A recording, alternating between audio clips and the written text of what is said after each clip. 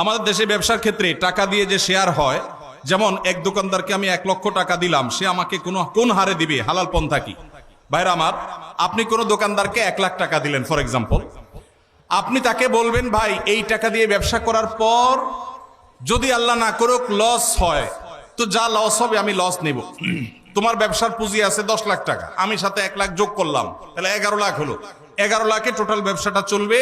ব্যবসাটা করার পর একটা পর্যায়ে দেখা গেল লস হয়ে গেছে, তো তোমার কি চলে গেছে?